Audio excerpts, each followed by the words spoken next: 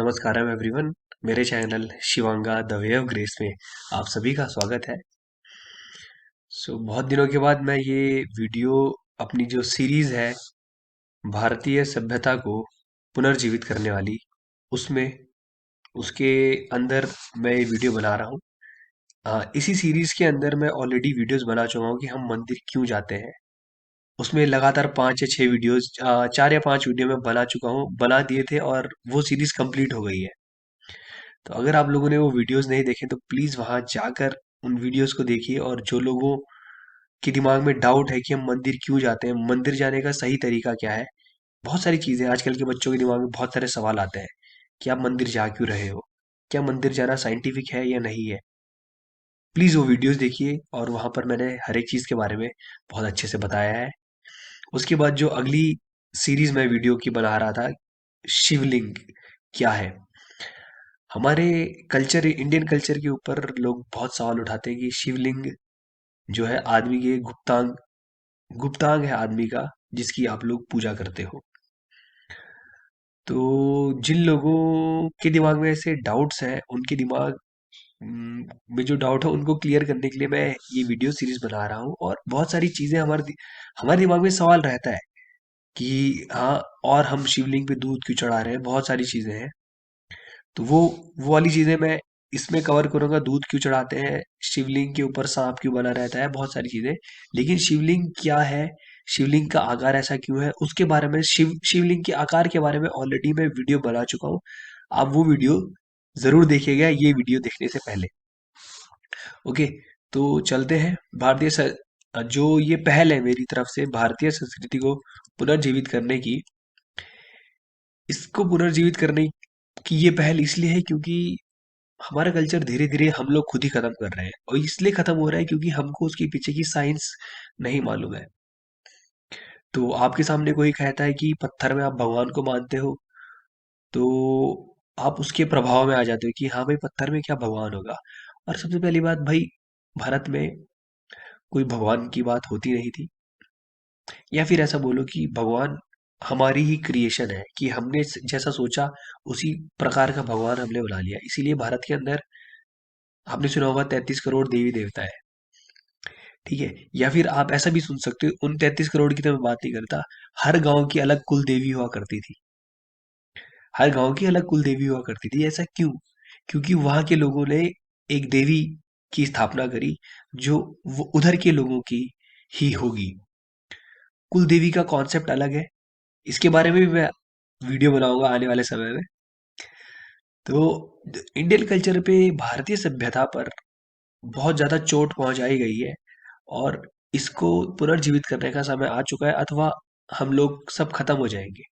हम खत्म, खुद को ही खत्म कर देंगे। क्योंकि जो नई जनरेशन आ रही है इसको मालूम ही नहीं है।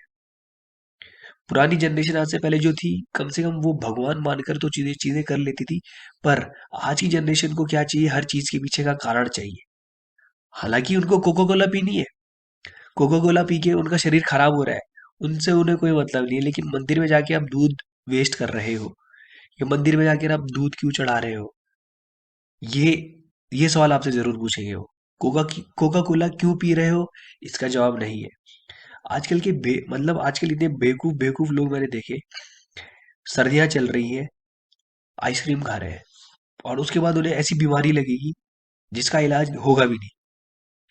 तब कहेंगे मतलब ये सरासर बेवकूफी है। और ऐसी हरकतें हो रही है यार, अगर आप उन्हें कुछ कहोगे तो ये कहेंगे ये फ्रीडम है, हमारी मर्जी, हम कुछ भी करें। तो अगर ऐसा एटीट्यूड रहा तो तबाही की ओर जा रहे हैं। तो वो तबाही बचाना हमारे हाथ में है, क्योंकि कल को हम भी एक नई पीढ़ी को अपने द्वारा जीवन देंगे। तो उस तक भी ये सारी चीजें पहुंचानी बहुत ज्यादा जरूरी है। तो ये तो खैर बातें थी जो कुछ मेरे अंदर थी। हाँ, शिवलिंग क्या है इसके बारे में ऑलरेडी एक वीडियो देख चुके हैं। इस वाली वीडियो में आपको ये बताने जा रहा हूँ, शिवलिंग पर दूध क्यों चढ़ाते हैं। कई वीडियोस मैंने देखी, शिवलिंग पर दूध मत चढ़ाओ जैसी, या फिर महाशिवरात्रि आने वाली होगी तो ट्विटर पे ट्रेंड हो जाएगा कि अब देखो दूध वेस्ट होगा, शिवलिंग पर दूध वेस्ट करने से बढ़िया तो किसी गरीब का पेट भर दो। और ये केवल और केवल जो भारत के असली कल्चर है उसके ऊपर ही सवाल उठते हैं। कल को क्रिसमस में केक वेस्ट होगा बट वहां पर कोई कुछ नहीं बोलेगा। आप बर्थडे बनाते हो, बर्थडे में केक पूरा का 400-500 रुपए का केक वेस्ट हो जाता है मुंह पे लगा के, तब कोई कुछ नहीं बोलेगा। ये किसी के खिलाफ नहीं है, बट ये मानसिकता है जो हमारे खिलाफ हो गई है। ठीक है, लेकिन यहाँ भारतीय सभ्यता में जो भी चीजें हो रही है उसके पीछे पूरा साइंस है, और अभी हम देखेंगे। जैसे कि मैंने बताया था कि मंदिर जो है एक ऐसी जगह होती है जहां पर हमने कुछ एनर्जी फॉर्म क्रिएट करे होते हैं। उन एनर्जी फॉर्म में से एक एनर्जी फॉर्म होता है शिवलिंग। शिवलिंग इस तरीके से बनाया जाता है, इस तरीके के मटेरियल से बनाया जाता है। जनरली आपने देखा होगा पत्थर का शिवलिंग ही होता है, मेटल के शिवलिंग आपने देखे भी नहीं होंगे। और जो शिवलिंग होता है वो पत्थर से बनाया होता है। अगर आप देखोगे कि जो पुराने पत्थर होते हैं, देखा होगा अगर आपने कभी गौर किया होगा, शायद गौर करा होगा मेरे हिसाब से, अगर आप कभी किसी नदी वगैरह के किनारे होंगे, जो पुराने पत्थर होते हैं वो क्रैक हो जाते हैं, टूट जाते हैं। ऐसा क्यों होता है कि अगर आप देखो, अगर आपको किसी पत्थर को तोड़ना हो तो आप उस पे हैमर मारते हो। जब हैमर मारोगे तो मतलब हथौड़ा मारोगे तो उसकी जो एनर्जी है वो राइज हो जाएगी और जो बॉन्ड्स है वो टूट जाएंगे, इसलिए क्रैक आ जाएगा। तो जब हम एक मंदिर का निर्माण करते हैं, एक शिवलिंग का निर्माण करते हैं, उसमें प्राण प्रतिष्ठा करते हैं, तो उसमें हम कुछ एनर्जी डाल रहे हैं। अब ये अगर इसके अंदर एनर्जी गई तो इसकी वजह से क्या है, एनर्जी जब एनर्जी गई तो ये जो इसके अंदर उसका जो मटेरियल है, पत्थर का जो मटेरियल है, अगर उसकी सही तरीके से मेंटेनेंस नहीं करी गई तो जो पत्थर है वो क्रैक हो जाएगा। तो उसकी मेंटेनेंस किस तरीके से करी जाएगी, कहते हैं कि ये जो इसकी सतह है, सतह भी है, और जो मटेरियल, जैसे सर्दियों में हमारे होंठ फट जाते हैं ना, क्यों फट जाते हैं, क्योंकि हमारे शरीर में हमारे चाहे एड़ियां फट जाती है, क्यों फट जाती है, क्योंकि मॉइस्चर की कमी हो जाती है। तो अगर हमारा शरीर फट रहा है तो उसी तरीके से ये जो अ, शिवलिंग है, इसका जो पत्थर है, इसके भी क्रैक होने के चांसेस होते हैं। अगर आप इसको मॉइस्चर रोज के रोज प्रोवाइड करते रहोगे तो ये नहीं फटेगा। इसीलिए इसमें ऐसे मटेरियल चढ़ाए जाते हैं जिनकी वजह से इसका जो मॉइस्चर कंटेंट है वो बना रहे। दूध हो गया, घी हो गया, दही हो गया, ये सब चीजें आपने देखा होगा जनरली शिवलिंग के ऊपर चढ़ाई जाती है। और भी मैं केवल यहाँ पर टेक्निकल एस्पेक्ट्स की बात करूंगा, मैं भक्ति वाले एस्पेक्ट की यहाँ पर बात नहीं करूंगा। तो अब वो लोग गुस्सा ना हो कि मैं भक्ति की बात नहीं कर रहा हूँ यहाँ पर। भक्ति अपनी जगह है, शिव को बहुत सारी चीजें पसंद है, वो अपनी जगह है। आप शिव को अपने मन से क्या चढ़ाना चाहते हो वो अपनी जगह है। पर ये शिवलिंग पर दूध इसलिए चढ़ाया जा रहा है, घी इसलिए चढ़ाया जा रहा है, क्योंकि वो उस पत्थर की जरूरत है जिसमें आपने प्राण डाले हैं। उन उस एनर्जी की वजह से जो पत्थर है वो क्रैक हो सकता है, तो उसको क्रैक होने से बचने के लिए आप उसको रेगुलरली क्या करते हो, उसको उसके ऊपर दूध वगैरह कुछ भी चढ़ाते हो ताकि उसका जो मॉइस्चर कंटेंट है बना रहे। या फिर आपने देखा होगा कि शिवलिंग के ऊपर एक बर्तन रखा रहता है जिसमें पानी रहता है, वो उसके ऊपर पानी टपकता रहता है ताकि उसका मॉइस्चर कंटेंट बना रहे। ठीक है, तो शिवलिंग पर दूध वगैरह इसलिए चढ़ाया जा रहा है। और आपने देखा होगा कि शिवलिंग पर बेलपत्री भी चढ़ाई जाती है। बेलपत्री बहुत पसंद है शिव को, ऐसा बोला जाता है। अगर देखो कोई अगर अगर कोई भगवान है ना, और मैं आपको एक सीधी सीधी बात बताता हूँ, अगर कोई भगवान है तो उस उसका पसंद और नापसंद नाम की कोई चीज नहीं होनी चाहिए। क्योंकि भगवान के पास एक भिखारी भी जाता है, एक अमीर आदमी भी जाता है। तो उस अमीर आदमी और भिखारी में कोई भी भगवान अंतर नहीं करता है। भगवान के दरबार में सब बराबर होते हैं। तो आपको ऐसा लगता है कि मतलब एक सवाल मेरा आपसे है कि शिव को कोई चीज पसंद और नापसंद होगी, ऐसा नहीं है। तो बेलपत्र ऐसा ऐसा मटेरियल होता है, मतलब बेलपत्री का ऐसा मटेरियल होता है कि वो शक्ति को, जो भी शक्ति है उसको बहुत देर तक ग्रहण करके रख सकता है। इसलिए आप उसको शिवलिंग पर चढ़ाते हो, थोड़े समय के लिए उसको शिवलिंग पर चढ़े रहने दिया जाता है, उसके बाद उसको वापस ले लिया जाता है। और बेलपत्री जो है आप खा भी सकते हैं। ठीक है, बेलपत्री को खाया भी जा सकता है, या फिर मंदिर से आप लेकर आए अपनी सिरहाने के नीचे रख लिया। 3-4 दिन तक आप उसको अपने सिरहाने के नीचे भी रख सकते हो। और जब मैं शिवांगा साधना कर रहा था तो उस समय मैं सुबह बेलपत्री खाया करता था, क्योंकि ये आपके शरीर पेट में जाके साफ सफाई करता है और आपके रक्त की भी सफाई करेगा एक तरीके से। और रुद्राक्ष की भी, रुद्राक्ष के बारे में भी बताऊंगा। रुद्राक्ष को भी दूध और घी में नहलाया जाता है, उसके बारे में बात करेंगे, लेकिन वो अगली वीडियो होगी।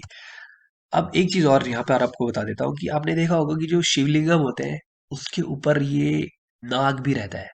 नाग रहता है, क्यों रहता है? बहुत सारे लोगों का सवाल रहेगा कि भैया ये नाग क्यों रहता है। तो आ, सांप जो होते हैं या नाग जो होते हैं, उन सांपों का जो पूरा शरीर है वो धरती के साथ जुड़ा रहता है।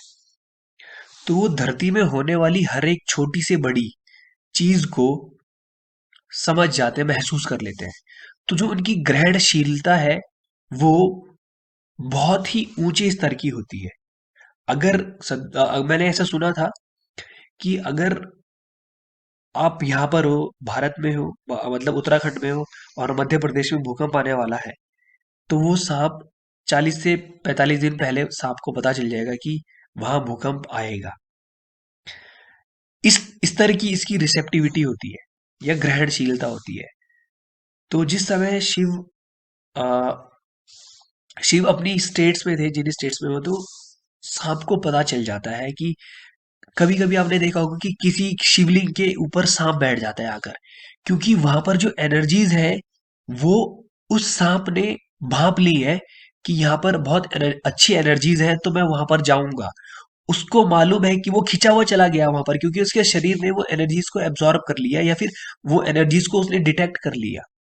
तो शिव ने जब ये देखा कि इस प्राणी में इस स्तर की ग्रहणशीलता है या रिसेप्टिविटी है, तो शिव ने इसे कहा कि तू ना मेरे हाथ में बंधेगा ना मेरे पाँव में रहेगा, तू मेरे गले में रहेगा, क्योंकि तेरा स्तर कहीं ना कहीं, मुझको ऐसा लगता है कि तू मेरे से भी कुछ किसी स्तर में या किसी चीज में तेरा स्तर मेरे से भी ऊपर है। तो वो गले पर बिठा दिया गया, गले पर बांध दिया गया और वो यहाँ पर रहता है। तो आपने देखा होगा, इसीलिए शिव, क्योंकि जो नाग होते हैं या सांप होते हैं उनकी ग्रहणशीलता इंसानों के रिस्पेक्ट में या किसी भी दूसरे जीव के रिस्पेक्ट में बहुत ज्यादा होती है, इसलिए उसको शिव के गले में स्थान मिला। ठीक है। शिव के यहाँ पर चंद्रमा क्यों रहता है उसके बारे में भी हम कभी और बात करेंगे। फिलहाल के लिए इस वीडियो को मैं यहीं पर खत्म करूंगा।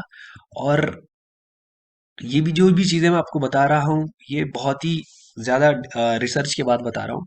ऐसी हवा में कुछ भी चीजें नहीं बता रहा हूँ।